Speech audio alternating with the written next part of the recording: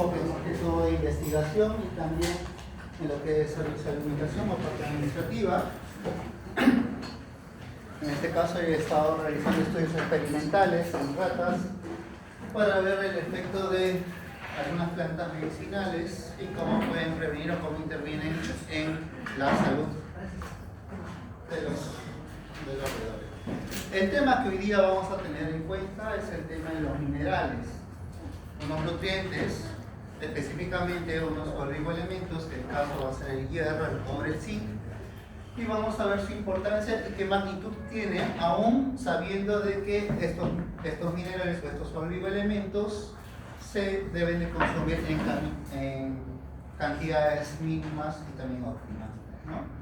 El objetivo de la clase de hoy es comprender justamente la importancia del cobre, el hierro, el zinc en el metabolismo humano. Vamos a ver en qué partes o qué intersecciones, qué funciones van a realizar estos oligoelementos, y también va a ser identificar las rutas metabólicas y las rutas de absorción en caso del hierro hemo y no hemo, y también explicar el rol o la importancia de la ceruloplasmina en el transporte del cobre, y en caso del zinc vamos a ver netamente lo que es su función estructural o lo que es muy conocido, los dedos de zinc, ¿no? Y cuál es su importancia a nivel estructural. La hoja de ruta es la que les presento ahora. Esta hoja de ruta se plantea para los tres oligoelementos que se van a estar dando importancia, en donde vamos a ver características generales de cada mineral, así como las funciones biológicas más relevantes o más resaltantes. No significa que son las únicas, sino hay más, ¿no? Una tabla resumen de las proteínas, porque estos oligoelementos vamos a ver de que no deben de estar sueltos en el organismo, sino siempre van a estar unidos a ciertas estructuras, su distribución, su absorción y los factores que alteran la biodisponibilidad. Y acá hay un tema importante de cómo ustedes definen la biodisponibilidad. Una consulta, ¿han revisado su guía, la guía 10? ¿O todavía no? Nada. Ok.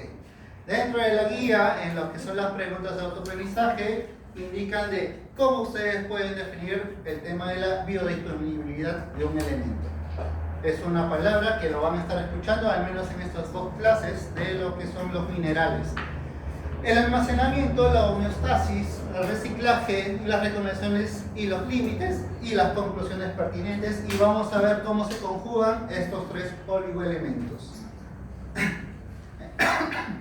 En caso de los minerales, bueno, ya hemos sabido ya hemos estado estudiando durante lo largo de este curso, ¿no?, sobre los macronutrientes, que están clasificados como los carbohidratos, los lípidos, las proteínas, que tienen funciones importantes energéticas, ¿no?, y estructurales.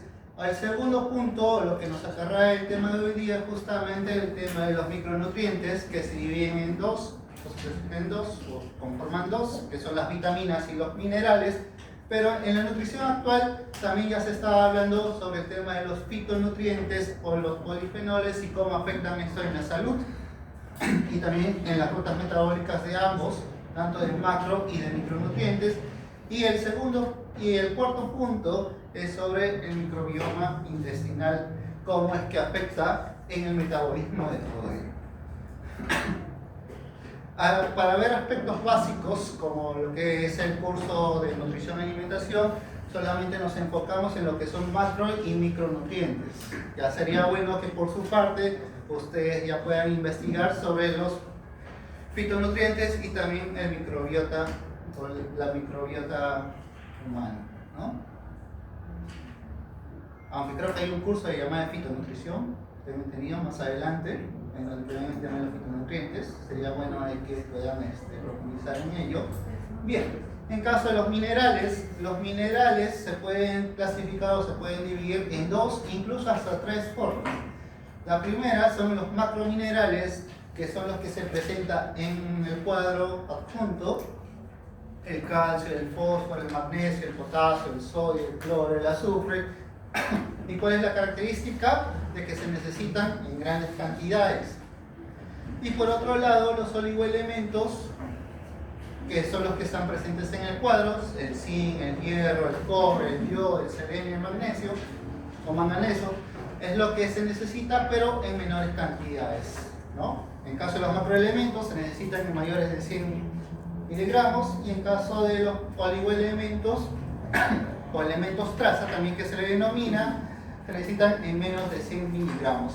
Y hay otros elementos que son los ultratraza, ¿no? Que justamente se necesitan en mucho menor cantidad, ¿no? Bien, características generales de los minerales es que intervienen en la regulación de las funciones biológicas, ya sea en la generación de energía, en las estructuras celulares, ¿no? Como catalizadores de igual forma. No proveen energía, ¿no? Directamente no proveen energía, pero sí catalizan para la producción de energía. Son esenciales para la salud. Eso sí, el cuerpo no puede sintetizar los minerales si no tienen que ser adquiridos por la dieta. Son sustancias inorgánicas, ¿no? Eso está más que claro, y deben ser aportados por la dieta, ¿no?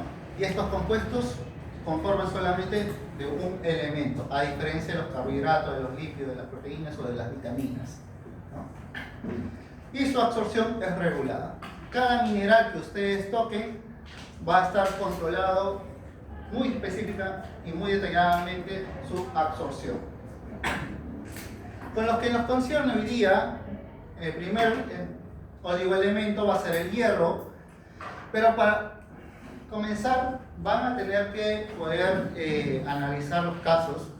Justo yo vengo del CERUM, ¿no? Y a mí se me encargó como coordinador de coordinación de la prevención contra la anemia, ¿no? Y también el manejo de datos de los niños anémicos. Antes estaba un enfermero, ¿no? Pero el primer día que llegué, el médico jefe me mandó un memorándum indicando que soy el coordinador. Yo no sabía ni qué se hacía ahí, porque eran indicadores, eran más que todo coordinaciones con otros programas, ¿no? Pero a lo que nos concierne, o a lo que ustedes más que todo van a estar observando, va a ser sobre la población o sobre sus pacientes. En este caso, bueno, el primer caso que tuve fue sobre una madre menor, de un menor de 6 meses, que asiste a un centro de salud para su control CRET, que refiere que fue realizado por la enfermera, quien le realizó un dosaje de hemoglobina de 10.5, ¿no? Además, se le está suplementando con 2 cucharaditas de sulfato ferroso diario con las comidas, y le brindó consejería nutricional. La consejería nutricional lo que indica es que siempre debe estar comiendo alimentos fuentes en hierro 2 veces al día y evitar licuar los alimentos para prevenir oxidar el hierro. Pasado un mes llega su siguiente control, y ahí recién es donde que se interviene al consultorio de nutrición y se le hace otro dosaje de hemoglobina con un resultado de 10.6. Acá la pregunta es, ¿qué pasó? ¿Por qué no hubo una diferencia significativa si le hemos estado dando hierro hasta por montones? ¿Qué pueden decir? ¿O qué pueden opinar? Ojo, recuerden de que para ya hablar sobre los micronutrientes o los oligoelementos ya deben tener sus bases consolidadas en fisiología y en parte de bioquímica, acordarse un poquito con las cosas más importantes, ¿no? ¿Qué pudo pasar acá? ¿Por qué no hubo un incremento de la hemoglobina?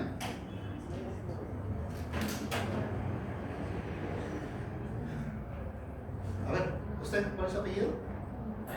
Alier. ¿Cuál es su opinión al respecto? ¿Qué pudo darse? Había condiciones, otros macronutrientes que inhibían la absorción de hierro. Ok, estás hablando sobre factores que pueden inhibir la absorción de hierro. ¿Qué más? ¿Al joven usted? Bueno, también se podría deber a la presencia de algún tipo de parásito en el menor. Por ejemplo, en el caso de la immunolepisnana, que es la principal causante de anemia a nivel internacional en niños, y también problemas en cuanto a la absorción del hierro, por ese mismo factor podría ser. Factores patógenos también, parasitarios. ¿Qué más? En primer lugar, acá si te plantean esto nada más, ¿qué cosas puede ser relevante? ¿Qué datos creen ustedes que puede ser relevante? Hemoglobina de 10.5, ¿qué me indica? ¿Anemia? ¿Seguro? Para un bebito de 6 meses. ¿Cuánto es el mínimo que debe tener de hemoglobina para un bebé de 6 meses? 10.5. Está en el límite inferior. Está en riesgo de tener anemia. Por su hemoglobina. Todavía no hemos hecho su análisis hematológico. La suplementación, ¿qué me indica? 2 cucharaditas de sulfato ferroso todos los días. ¿Es bastante? ¿Es poco? ¿Ustedes qué creen? Farmacología todavía no han llevado, eso ya lo sé. ¿Pero ustedes qué creen? ¿Es bastante? ¿Es poco? La consejería, además, te dicen consumir diario alimentos fuentes en hierro 2 veces al día. ¿Podría cubrir lo que necesita? Sí, no. Tal vez le pido claves al bebito. ¿No? Llamo al médico jefe, lo derivo al médico jefe, lo traslado al médico. ¿Qué dicen? Es bastante, es poco. Y evitar los alimentos para prevenir la oxidación. ¿Ustedes creen que el hierro se oxide?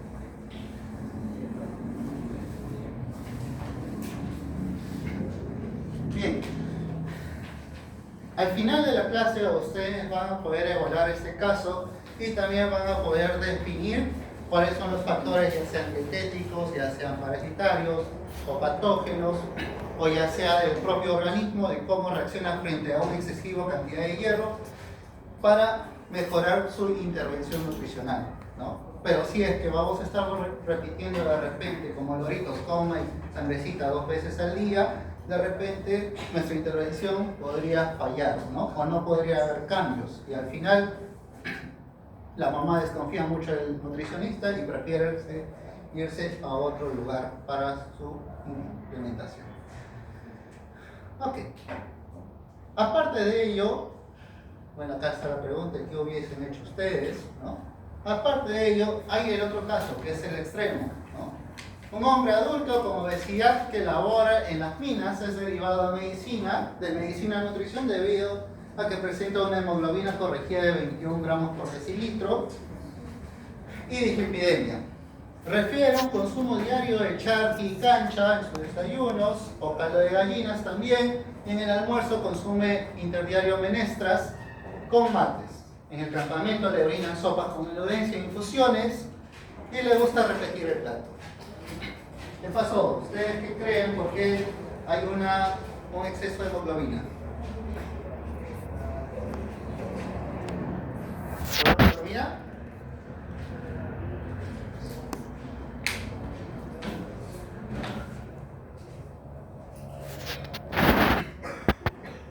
Es el otro efecto, comparado con el primer caso, ¿no? En donde que se mantiene en un límite inferior, este ya pasó ya. Cuando tiene una hemoglobina muy elevada, ¿cómo se le denomina?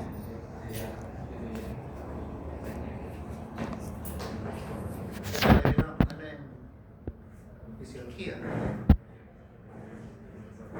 Policitemia. Ok, teniendo estos 2 casos, para que ustedes puedan analizarlo de repente más a fondo cuando ya estén repasando, ¿no? Sería bueno de que agarren su Python, ¿no? De nuevo, para que puedan ver sobre el tema de la fisiología de la formación de los eritrocitos, ¿no? Y dónde se da, más que todo, y cómo es que se forma la hemoglobina. Bien, características generales sobre el hierro. El hierro es el cuarto elemento más abundante del planeta, aparte del oxígeno, el silicio, el aluminio, ¿no? No es que solamente se encuentra en la Tierra, está en todos los planetas en gran o menor medida. a nivel orgánico se presenta en dos estados, en un estado ferroso, que es el hierro más 2, equivalente, y el estado férrico, que es el hierro más 3, ¿no? Los cuales están presentes en todos los organismos, pero siempre está unido a una proteína o algún elemento, nunca está solo. Fuera del organismo se puede encontrar en más estados. Cuando ustedes ven un hierro puro, está en un estado más 0, también hay estado hasta más 6, también, ¿no? Que lo pueden encontrar en el suelo o en el subsuelo, ¿no? Pero el hierro, ya sea orgánico, es estado ferroso y estado férrico. El hierro puede cumplir diversas funciones, dentro de las cuales la más característica es el transporte de oxígeno, ¿no? Es porque su estado justamente de cambiar de estados de un hierro más 2 al hierro más 3 y viceversa también le hace una alta afinidad al oxígeno y también al CO2. Este hierro está unido a forma parte de la hemoglobina, está unido a la protoporfirina para que se pueda unir al oxígeno. Hablando de eso, un eritrocito, ¿cuánto de hemoglobina tiene? ¿Tiene 1? ¿Tiene 2 hemoglobinas? ¿Cuánta hemoglobina tiene un eritrocito? ¿4?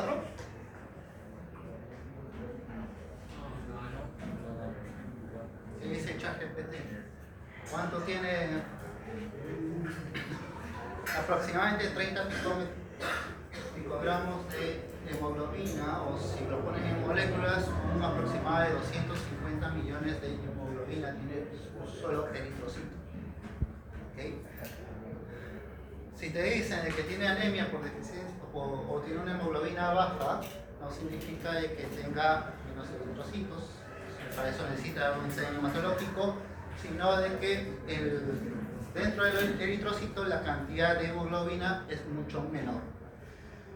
Respiración, otra de las funciones es justamente el tema de la respiración celular, que forma, eso lo vamos a estar viendo, estos dos vamos a estar profundizando un poco más, que forma parte de los citotromos, y también va a ayudar al transporte de los electrones, justamente en lo que es la fosforilación oxidativa.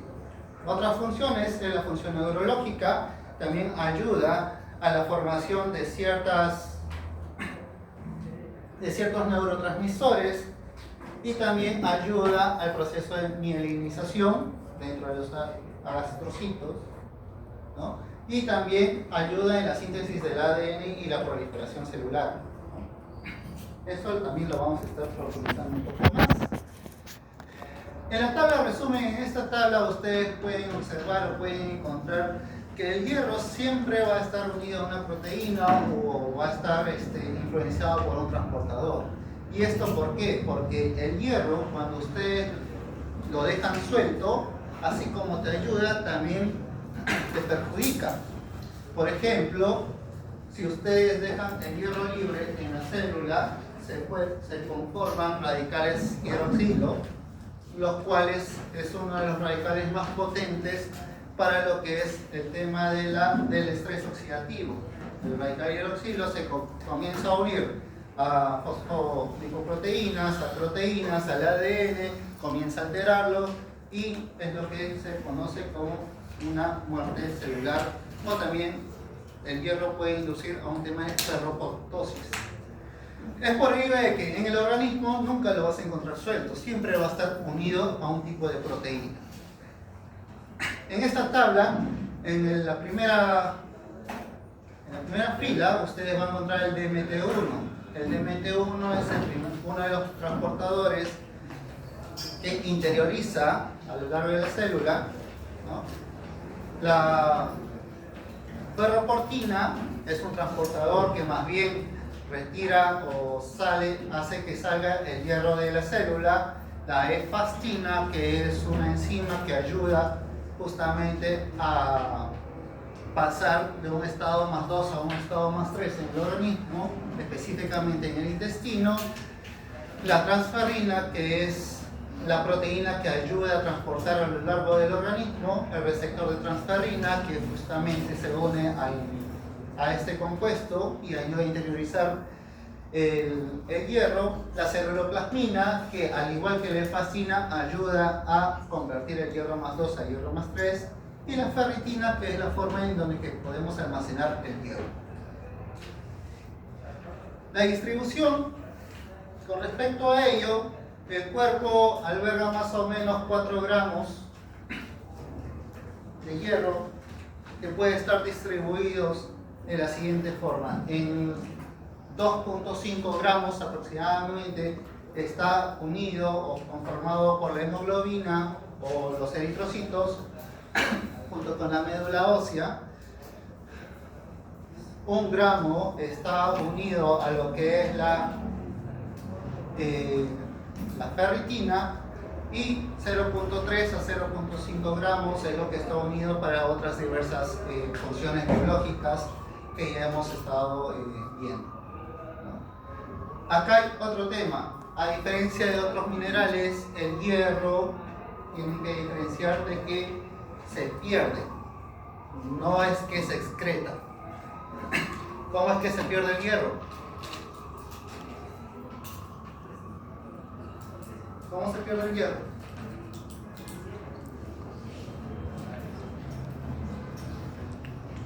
¿Donando? Pérdida de sangre. Ya, pero eso son cosas inducidas. ¿Cómo se pierde naturalmente el hierro?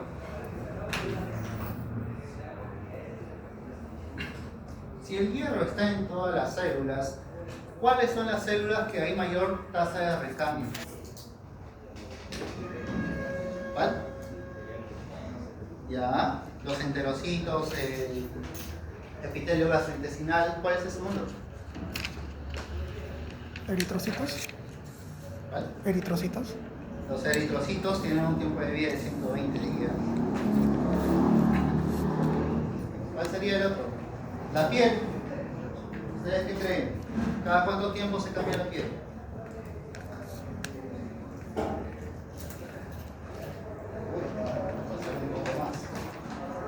Justamente estas pérdidas de hierro se dan a nivel del sistema gastrointestinal cuando hay ese recambio que es aproximadamente 3 días, y otra forma de perder el hierro puede ser mediante el recambio de la saliva o también por el recambio de la piel.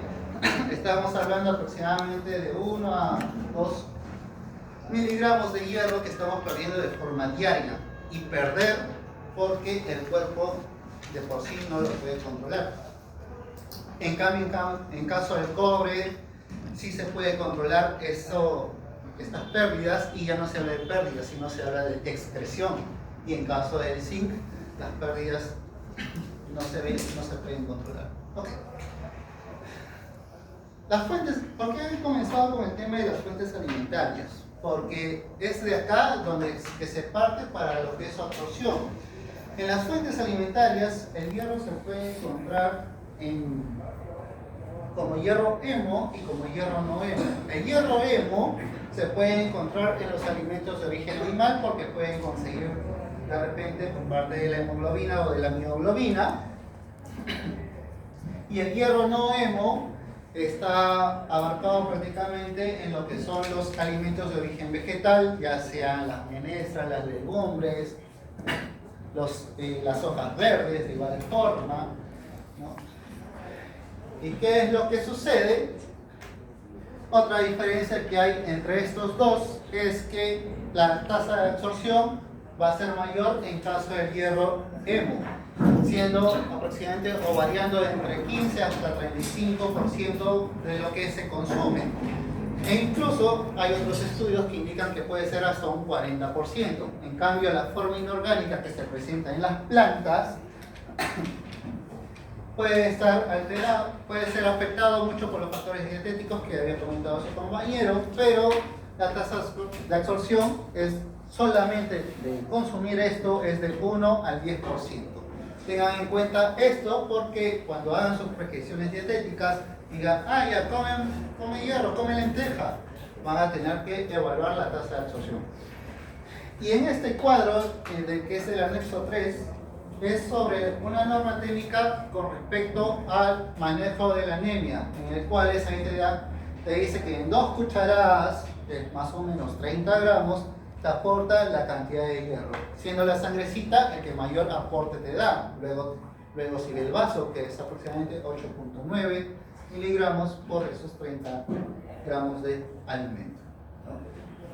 También sería bueno que revisen esa norma, que es para la prevención y control de la anemia, que te indica de cuándo se debe de suplementar y cuánto se debe de suplementar. Bien, tenemos el hierro hemo, tenemos el hierro no hemo. Cuando lo consumimos o lo ingerimos, la primera zona donde va a actuar va a ser en el estómago. ¿Pero cuál de los dos? Va a ser en caso del hierro no hemo. Cuando nosotros consumimos nuestras lentejas, nuestras espinacas, el hierro está en su estado más 3, está unido a ciertas sustancias inorgánicas insolubles, ya sea puede ser fitatos, puede ser polifenoles de igual forma, ¿no? Y esa forma insoluble justamente se puede solubilizar, entre comillas, con el pH del estómago. El pH del estómago, ¿en qué rango se maneja? ¿Cuánto? De 1 a 2 más o menos, ¿sí o no? Entonces, con ese pH, parte del hierro que está en un estado más 3 insoluble se pasa a un hierro más 2 y de ahí continúa por el duodeno. En cambio, en caso del hierro hemo proveniente de las carnes, estos no son afectados por el pH, ¿no? Ellos necesitan una enzima que lo vamos a ver más adelante. Una vez de que llegue al duodeno, el hierro hemo va a transportarse directamente por su transportador, que es el HCP1, mientras que el hierro no hemo, si está en un estado más 2 que fue solubilizado por el ácido gástrico, puede absorberse por el transportador metálico divalente 1. Sin embargo, si aún sigue en un estado más 3, este estado más 3 primero necesita convertirse en un estado más 2 y va a ser mediante la enzima del citocromo B duodenal, las cuales esta enzima necesita también de ácido ascórbico por vitamina C, la propia enzima, pero también la vitamina C ayuda justamente de por sí a cambiar de estado a un estado más 2, ¿no? El cuerpo, como hemos dicho, absorbe más o menos de 1 a 2 miligramos de forma diaria para poder compensar esas pérdidas fisiológicas naturales que tenemos. Pero en caso de mayor demanda, como ya sea estado fisiológico, lactantes, gestantes, infantes de la primera etapa, va a hacer de que estas demandas pueden hacer que que aumente su absorción de 3 a 4 miligramos al día, ¿no? O más. Sin embargo, el exceso de hierro también puede ser contraproducente. ¿Y esto por qué? Porque nosotros no somos, nosotros no estamos solos, sino dentro del organismo también está el microbioma. ¿Y qué es lo que pasa? El microbioma de igual manera tiene partes de mitocondria, tiene también que generar la proliferación oxidativa, entonces ellos también van a necesitar el hierro. Sin embargo, en exceso se ha visto de que hay un estado de inflamación y un aumento de la proliferación de microorganismos patógenos o contraproducentes, ¿no? Y por lo tanto también hay una translocación bacteriana, ¿no? Es por ello de que no se recomienda un exceso en el consumo de hierro, ¿no?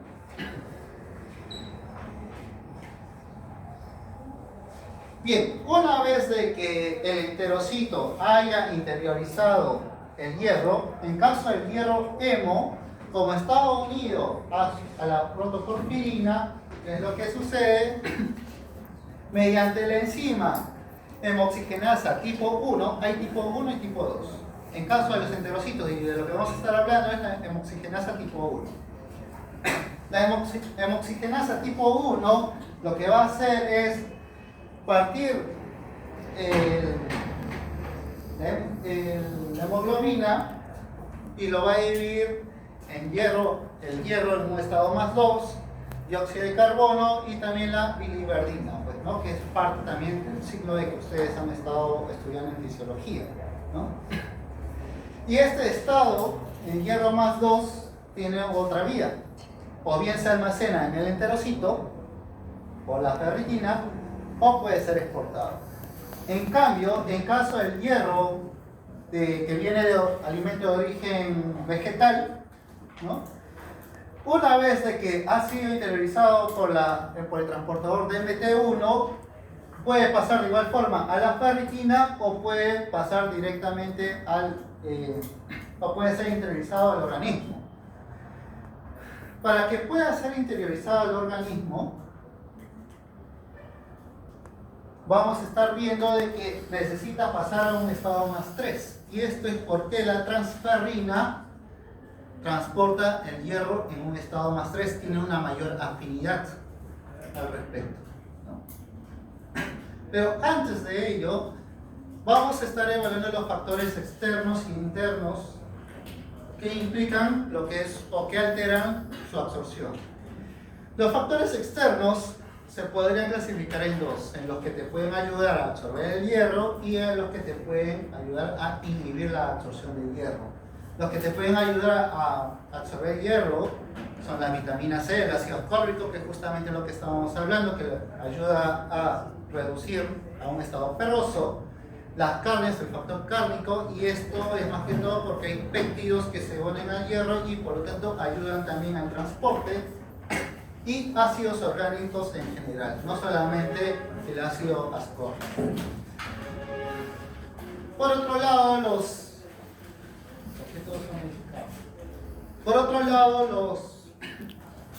los factores que inhiben justamente la absorción están los fitatos o los taninos, que justamente estos, cuando se unen al hierro, comienzan a formar complejos insolubles y por lo tanto no pueden traspasar la membrana del enterocito. De igual manera los polifenoles, pero también se estaba viendo como en el caso de la quercetina, si no me equivoco, es lo que también inhibe la expresión de ciertos transportadores. Inhibidores farmacológicos, aunque no entran en tema dietético, cuando tienes una persona con gastritis, le recomiendas omeprazol, ¿no? U otros inhibidores de la bomba de portones, que justamente lo que hacen es aumentar el pH del estómago y por lo tanto no van a poder solubilizar el hierro del alimento de origen vegetal. La fibra insoluble, que es lo que hace de que aumenta el movimiento gastrointestinal y por lo tanto no le da el tiempo de contacto suficiente con el enterocito para que pueda absorber, ¿no? También hay otros tipos de fibras que secuestran los minerales de forma general. Y en caso de los otros minerales, con calcio, el zinc, el cobre, pueden alterar justamente la absorción del hierro no hemo. Hasta acá estamos hablando del hierro no hemo, porque es el que altera su absorción. El hierro hemo, recuerden de que pasa directamente al enterocito. Estos minerales, como en el caso del calcio, pueden competir por el transportador divalente, pero en caso del zinc y del cobre, también pueden inhibir cierto tipo de transportadores, como en este caso el transportador divalente, y lo que impide justamente la absorción. Bien, factores internos que también influyen en lo que es la absorción. Acá vamos a estar viendo el factor inducible por hipoxia y las IRP y IRP. El factor inducible por hipoxia justamente activa, y ¿qué es lo que hace? Degrada justamente algunos transportadores, dentro de ellos también la ferroportina, ¿no? Y en caso de los IRP de igual forma, los IRP y las ERP son proteínas de transporte, son proteínas que ayudan en la expresión ya sea de la ferritina o de la ferroportina para que puedan ser traslocados o para que puedan ser ubicados y pueda salir el hierro. Cuando estos, dependiendo de cómo está el estado de salud de la persona, estos factores se expresan en 5' o 3' y de acuerdo a la ubicación expresan o inhiben la síntesis de las proteínas.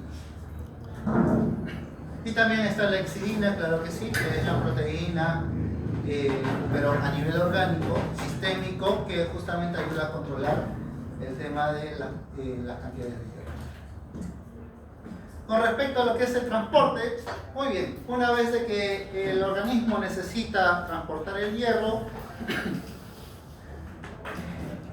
dentro del enterocito, de igual forma, para que pueda exportar el hierro y pueda circular por la sangre, necesita de la transferrina, pero hemos estado indicando que la transferrina se une con un hierro en un estado más 3.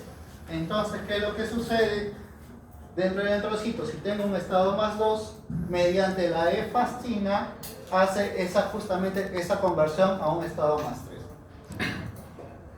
La transferrina, cuando está solo, no está unido a un hierro, la transferrina se le denomina apotransferrina.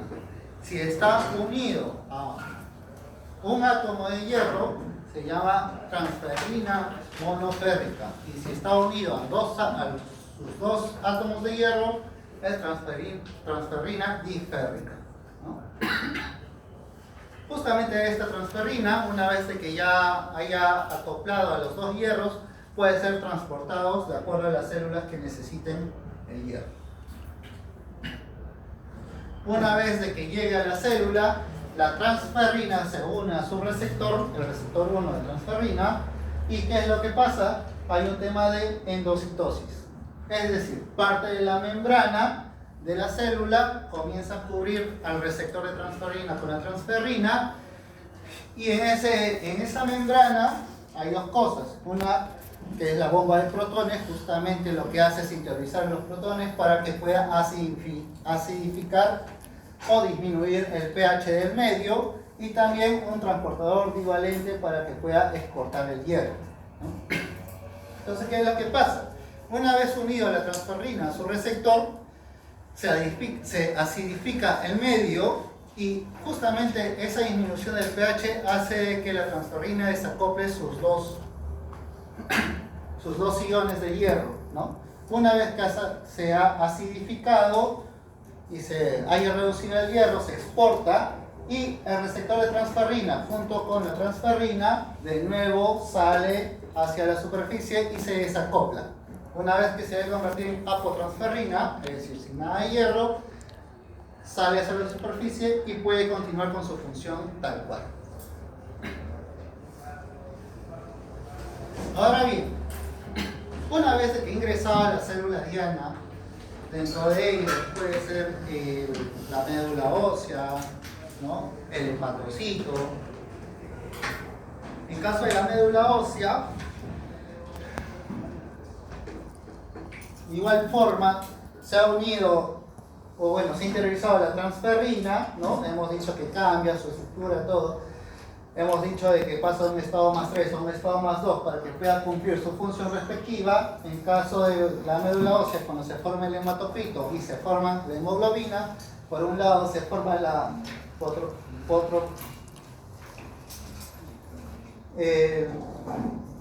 se forma la conformación del anillo pirrólico para la formación de la hemoglobina, pero por otro lado el hierro comienza a interiorizarse a la mitocondria, donde que ahí termina de formarse la hemoglobina. Una vez formada la hemoglobina, sale de la mitocondria para que pueda cumplir su función en el enterocito. Y por otro lado, hemos estado indicando también de que forma parte, o bueno, ayuda justamente a la formación de la energía o de la ATP. ¿Y qué es lo que sucede? Dentro de los citocromos, ¿cuántos citocromos tenemos? 1, 2, 3, 4, 5. ¿Cuántos citocromos tenemos? 4. 4 citocromos. De esos 4, el complejo 1, el complejo 2 y el complejo 3 están formados por hierro. Hierro unido al grupo hemo, a un grupo hemo. Cada complejo tiene un grupo hemo característico, ¿no? Que es justamente lo que está en el cuadro acá. Pero también, además, el hierro está unido a los clústeres de hierro unido a azufre.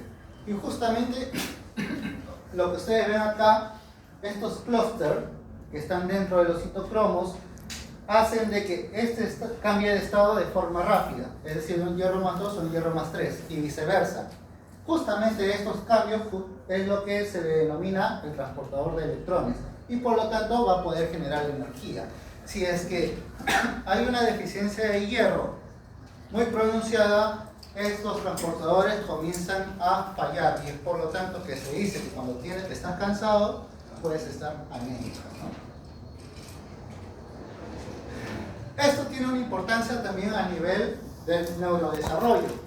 Y que, bueno, hace 10 años, más o menos, 12 años que me enseñaron este tema, siempre me ponían esta imagen del niño anémico y el niño normal. Que el niño anémico tiene menos cantidad de neuronas, menos desarrollo y menos mielinización.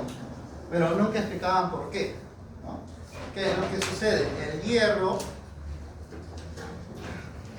El hierro ayuda justamente a formar ciertos tipos de lípidos o fosfolípidos que recubren la membrana de la mielina, o bueno, forman parte de la mielina y que justamente ayudan a transportar o a que sea más rápido la señalización. Pero también, justamente, si es que está alterado la fosforilación oxidativa, la capacidad de que la neurona reaccione también va a ser muy lenta, ¿no? Por otro lado, hay otros estudios en donde indican que el peso puede estar relacionado con los niveles de hierro en sangre y también puede alterar el colesterol, ¿no? Pues por ello de que las personas que sufren de obesidad, una obesidad exacerbada, pueden conllevar a una alteración en el metabolismo del colesterol y de los lípidos en general. Se ha observado que hay un aumento pronunciado de la HDL comparado que con un obeso que tiene sus reservas de hierro de forma adecuada. Bien, reciclaje. Hemos dicho de que solamente de 1 a 2 miligramos de hierro se pierde por el sistema gastrointestinal durante el recambio del epitelio, pero la otra gran parte, más o menos del 90% del hierro se comienza a reciclar. ¿Y qué es lo que sucede? Cuando el eritrocito ya termina su tiempo de vida, que es más o menos 120 días, comienza a llegar al vaso o al hígado. ¿Y qué es lo que hace?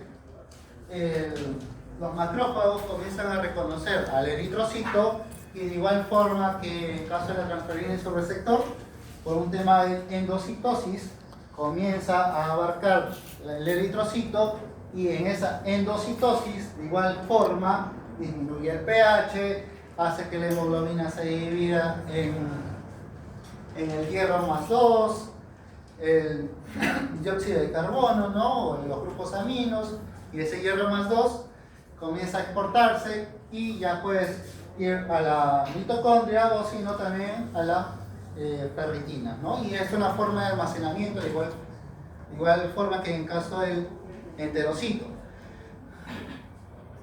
Cuando necesitan justamente ya sea la médula ósea para formar nuevos eritrocitos, esos macrófagos liberan el hierro o bueno, hacen de que expresen los receptores de la transferrina para que puedan liberar el hierro, ¿no? Mediante la ferroportina. Ahora, por un lado hemos estado viendo el balance o la homeostasis o las cosas que pueden alterar la absorción del hierro, ya sea a nivel celular o por factores dietéticos.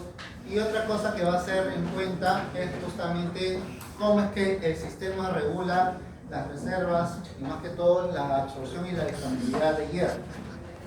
Y esto se da mediante la exidina. La exidina es una proteína que se sintetiza en el hígado y ¿qué es lo que hace? la exidina, cuando hay niveles elevados de hierro o las reservas están a tope, se expresa la exidina y comienza a ir justamente a la ferroportina. La ferroportina es lo que hace que bombee el hierro hacia el sistema. Pero si está unida a la exidina, esto se interioriza y ayuda a su degradación.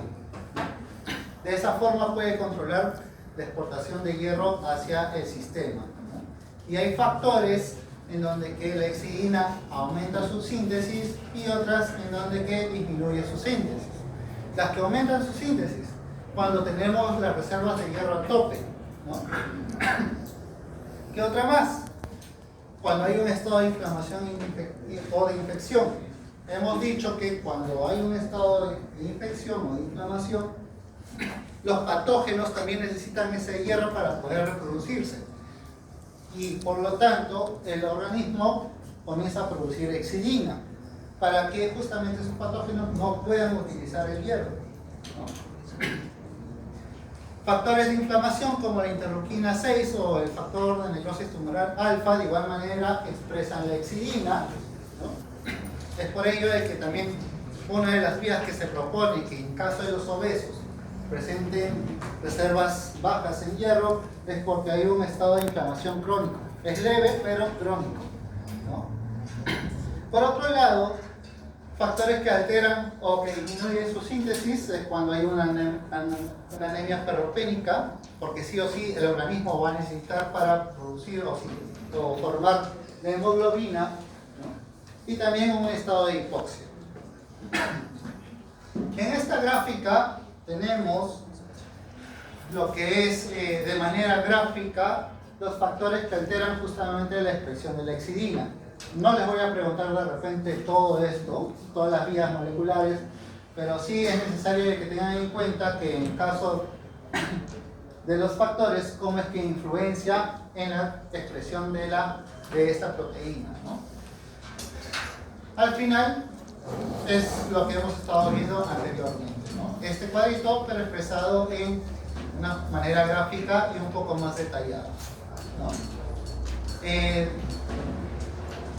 Lo que sí se quiere entender justamente cómo es que la exidina puede regular la exportación del hierro hacia la vía sanguínea, ¿no? Y la anemia, ¿cómo definen la anemia? Es la deficiencia de la hemoglobina, ¿no?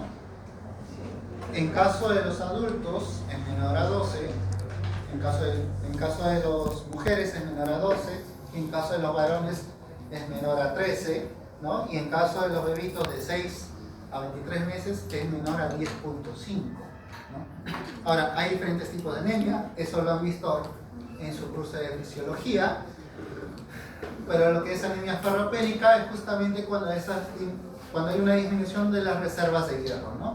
Primero disminuye la reserva de hierro de la ferritina, de ahí disminuye los transportadores y ya la eritropoiesis se ve comprometida o la formación de la hemoglobina se ve comprometida o alterada.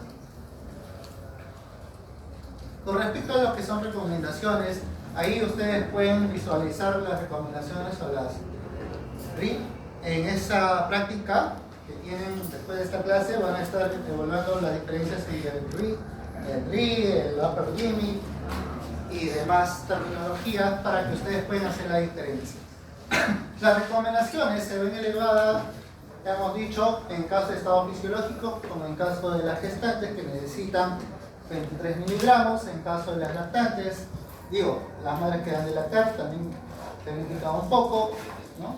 Pero en caso de los bebitos, ellos tienen una reserva de hierro que más o menos les dura unos 5 o 6 meses después de nacer, es por ello que no necesitan hierro. Y acá hay un nutriente esencial que también lo van a estar viendo, que es la lactoferrina. La lactoferrina que produce la mamá y le brinda cuando le da pecho al bebito, aunque la lactoferrina contiene una cantidad de hierro muy poco, pero sigue siendo de alta biodisponibilidad. Es por ello de que la lactoferrina, o en caso de los bebitos prematuros o que por alguna razón han necesitado nacer antes de tiempo, se recomienda mucho el pecho de la mamá. Además que la lactoferrina cumple otras funciones, que eso ya lo van a ver en su tema de lactancia materna. Y los upper limits, justamente hemos estado indicando de que el hierro no se puede consumir en exceso. ¿Y esto por qué? Bueno, también es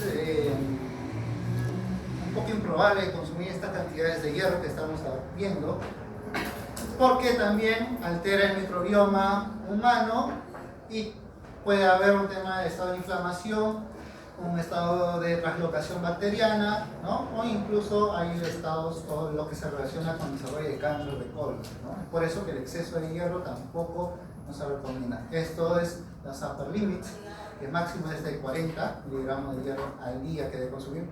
Algo curioso, para que llegues a 40, no se da tanto por la alimentación, porque tiene los factores dietéticos, sino puede ser de repente por la suplementación. Entonces, volviendo al caso 1, ¿qué factores podrían explicar la anemia de los lactantes?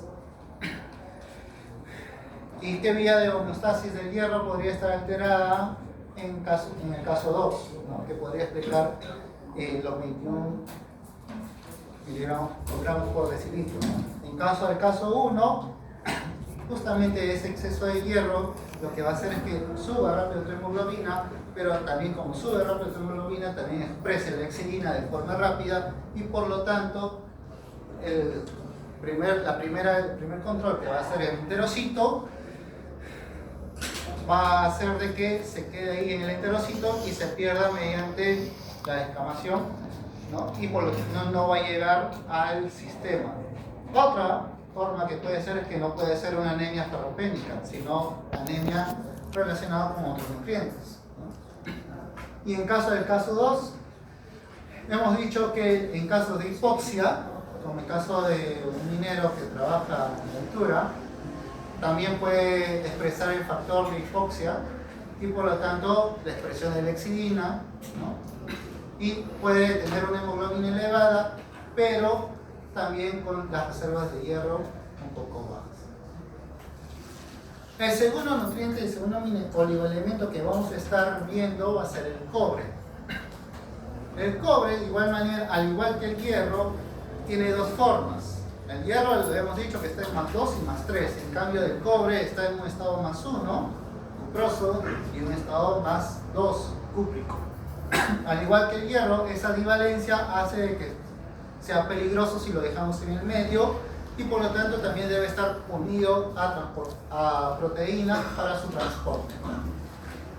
El transportador del cobre es la primera fila que ustedes están viendo, que es la CTR, que es lo que hace que a nivel enterocito ayude la absorción del cobre, ¿no? Y de ahí está unido a proteínas o chaperonas, que también se denomina, y de ahí son distribuidos ya sea para su función o si no también para que puedan ser excretados, ¿no? Las funciones del cobre hemos indicado de que también forma parte de los tejidos conectivos y óseos, que forman parte de la enzima de la gliciloxidasa, metabolismo del hierro, que enzimas necesitan cobre. En caso del metabolismo del hierro, la epastina y también la celuloplasmina. Entonces, si es que yo le doy un exceso de hierro y no me sube la hemoglobina, de repente puede ser una deficiencia de cobre. En el sistema nervioso central, al igual que el hierro, también está conformado en lo que es la fosforilación oxidativa y también en la formación de ciertos neurotransmisores, ¿no? Y tiene una función cardíaca o metabólica a nivel del colesterol, al igual que el hierro, ¿no? Y bueno, función inmune y también otras funciones fisiológicas, pues, ¿no? Dentro de ellas también función antioxidante. No es de que de por sí, cuando yo consumo un exceso de cobre, no voy a estar con una función antioxidante, sino de que va a estar como un catalizador o un cofactor de ciertas enzimas antioxidantes como la superóxido dismutasa. Con respecto a la distribución de cobre, a diferencia del hierro, que tenemos de 3 a 4 gramos de hierro en todo el cuerpo, el cobre solamente tenemos aproximadamente 100 miligramos de cobre en todo el cuerpo, teniendo una mayor distribución en caso del hueso o de los músculos y en menor medida en caso del corazón. Las fuentes alimentarias que presentan cobre, de igual manera, son fuentes alimentarias de origen animal, sí o sí, ¿no? Y en menor medida las fuentes de origen vegetal. Recuerden de que este cobre está unido a quelantes o fitonutrientes que pueden disminuir su absorción. Cuando consumimos un alimento fuente en cobre, puede estar en un estado más 2 o un estado más 1, pero para poder absorberlo necesitamos que esté en un estado más 1. De igual manera puede ser mediante una reductasa para convertirlo a un estado más 1 y recién puede ser interiorizado por el transportador de la CTR1. Una vez que ha sido interiorizado en la CTR1, este cobre en un estado más 1 puede ser derivado por las chaperonas, es decir, se unen las chaperonas, como puede ser la CCS o la ATOX1. En caso de la CCS, hace que se una al superóxido dismutasa 1, o si no, por la ATOX2, para que primero pase por el aparato de Golgi y de ahí pueda ser interiorizado a nivel sistémico, o también puede ser por la COX-17 para que pueda cumplir una función mitocondrial. Una vez que he entrado al aparato de Golgi, este cobre se une al ATP-7A, y este es importante, el 7A y el 7B. El 7A está a nivel del enterocito y ¿qué es lo que hace? Ayuda a que se interiorice el cobre a nivel sistémico. Solamente está expresado en el enterocito. ¿Okay? Una vez de que pase por la circulación, pues puede ser unido a la albúmina o la alfa-2 microglobulina para que pueda transportar. Este cobre, el almacenamiento o el órgano que ayuda justamente a controlar el almacenamiento va a ser en el hígado. Es decir, este cobre va a llegar al hígado. Este cobre va a llegar al hígado para que justamente, si es que las reservas de cobre están a tope, pueda ser excretado mediante la bilis, o en caso contrario, pueda ser redistribuido a los demás tejidos diarios. Al igual que el hierro, el cobre de igual manera tiene factores externos o factores dietéticos que pueden alterar su absorción. Dentro de ellos, el más reconocido es el hierro no hemo, pero también está el zinc. Excesos, se ha visto que la suplementación excesiva con zinc hace que expresen proteínas como la metalotioneína, que justamente esta proteína tiene una gran afinidad a metales divalentes, pero una mayor afinidad va a tener con el cobre. Una vez que haya llegado al hepatocito, al igual que en el enterocito, el cobre se interioriza y por las chaperonas se distribuye de acuerdo a su función o de acuerdo al requerimiento. En el exceso de cobre, es decir, si yo tengo a tope mis reservas, ¿qué es lo que pasa? Va a llegar al aparato de Golgi, ¿no? Por la ATOX1, va a llegar al aparato de Golgi, va a expresar la ATP-7B, enterocito 7A, hepatocito 7B, ¿y qué es lo que hace? Justamente ese ATP-7B hace que ayude a controlar o a excretar el cobre mediante la bilis, ¿no? Es por eso, o es importante justamente, vamos a ver los casos extremos, como en caso de las enfermedades de Menkes, ¿no? En donde que justamente están alterados estas proteínas o estos transportadores celulares y por lo tanto también pueden acumular o también puede haber un tema de déficit de cobre. ¿Hay una interacción entre cobre y hierro? Claro que sí, hemos dicho de que las enzimas que necesitan cobre, como la celuloplasmina o en caso de la efacina, necesitan cobre para que pueda transportar el hierro a nivel sistémico, ¿no? Entonces tengan en cuenta ello cuando hagan su evaluación integral. No solamente atribuyan a la deficiencia de un mineral, sino vean en conjunto cómo es que se interrelaciona. Y acá va a lo que estaba comentando, la deficiencia y el exceso. La enfermedad de Wilson es una las dos pueden ser enfermedades genéticas. La enfermedad de Wilson se da cuando hay una acumulación excesiva de cobre y esto se debe a una alteración o alguna mutación del gen que puede expresar la proteína del ATP7B. Como está alterado, está mutado esa proteína, el cobre no va a poder salir del hígado y lo va a seguir almacenando. Tanto así es que se está viendo o se está estudiando la muerte celular por cobre, que se llama cuprotoxis,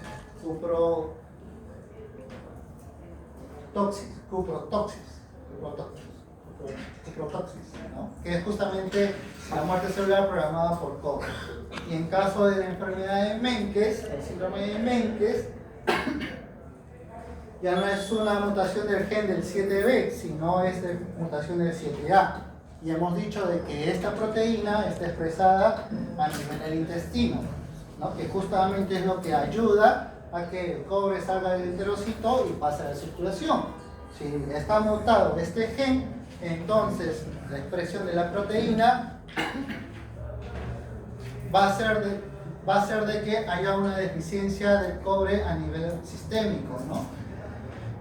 Y esto puede también tener consecuencias muy graves porque si es que no se detecta a tiempo en los recién nacidos, puede llevar a una muerte segura.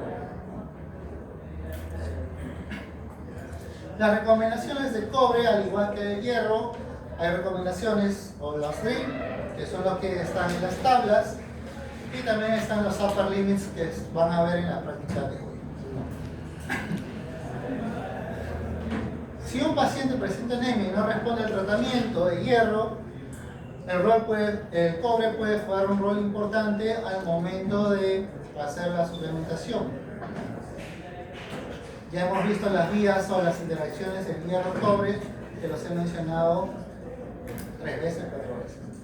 Y el tercer y último oligoelemento que tenemos va a ser el zinc. El zinc, a diferencia del cobre o del hierro, tiene sus propios transportadores. Uno es import, es decir, que ingresa a la célula, y un export, que hace que salga de la célula. En caso del import, ¿cuál sería? ¿El ZIP o el ZT? ¿Qué es lo que dice tu cuadrito? El ZIP, ¿no? Ear-like protein, algo así, zinc ear-like protein. Dentro de ellos, el ZIP4, que está en los enterocitos, es lo que ayuda justamente a la absorción del zinc.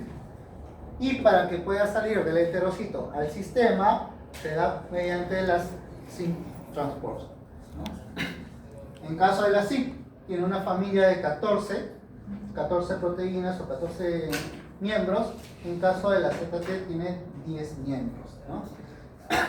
Ante un exceso de consumo de zinc, hemos dicho, o ante una suplementación excesiva del zinc, hemos dicho que se expresan las metalotieneínas, que es lo que ayudan a secuestrar el hierro y forman complejos insolubles para que no puedan ser exportados o sean ahí retenidos en la célula. Dentro de ellas el que más se retiene es el enterocito.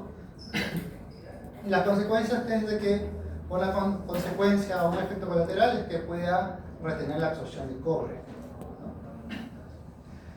Las funciones del zinc, a diferencia del hierro y del cobre, que tienen un estado ambivalente, ¿no?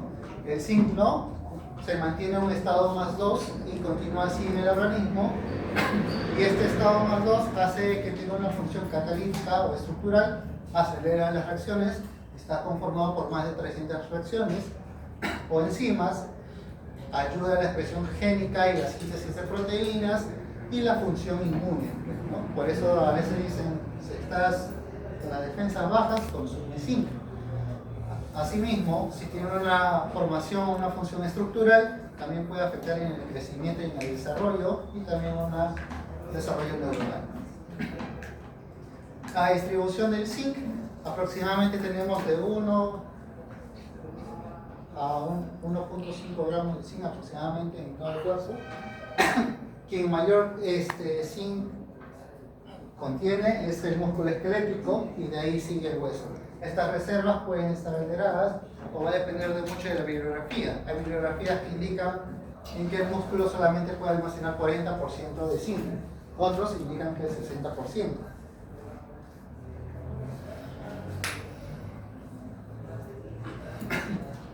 Y las secreciones o el control del zinc se puede dar mediante secreciones gastrointestinales cuando hay ese recambio del epitelio, hemos estado indicando, ya sería una excreción, digo, una pérdida, no sería una excreción propiamente dicha, ¿no? Y una excreción renal que también puede darse por la vía urinaria. ¿Okay? Las fuentes alimentarias, dentro de ellas tenemos de origen animal y de igual forma de origen vegetal. Siguen las mismas características que en caso del hierro o del cobre, teniendo una mayor biodisponibilidad en caso de alimentos de origen animal. Algo que faltó recalcar, que en personas que tengan una dieta vegetariana o más que todo vegana, las recomendaciones dietéticas o las necesidades tienden a aumentar sí o sí. Tanto así de que el hierro puede aumentar hasta 1.8 veces, de igual manera el cobre, y en caso del zinc puede aumentar hasta 1.5 veces de las necesidades que requiere, ¿no? Todo va a depender de las reservas de la persona. Con respecto a la absorción, en el enterocito se absorbe mediante el transportador del CYP4. Ojo, recuerden que eso puede ser básico al momento que les pregunte. Y como está en un estado más 2, de igual manera se interioriza, pero esto se distribuye de una forma rápida mediante el ZT1. ¿No? Es decir, el CYP4 interioriza, el ZNT 1 exterioriza. Los factores externos que alteran la absorción del zinc. Bueno, el mayor enemigo de todos los oligoelementos justamente va el tema de los fitatos. En caso del calcio, no se ha visto, aunque el calcio también está en un estado más 2, no se ha visto o no hay una evidencia concreta en donde que altere su absorción directamente, ¿no? Y el hierro más que todo por las suplementaciones, ya que está en un estado más 2 y también necesita de transportadores divalentes. Lo que va de transporte del zinc, una vez de que el enterocito haya exportado el zinc hacia el sistema, esto se une, ya puede ser por la albúmina o por otros transportadores también de sistémicos. Por ejemplo, se ha estudiado que en caso de la transferrina no solamente tiene una afinidad por el hierro más 3, sino también que dentro de esa estructura que puede almacenar el hierro, también puede entrar la molécula de zinc, ¿no?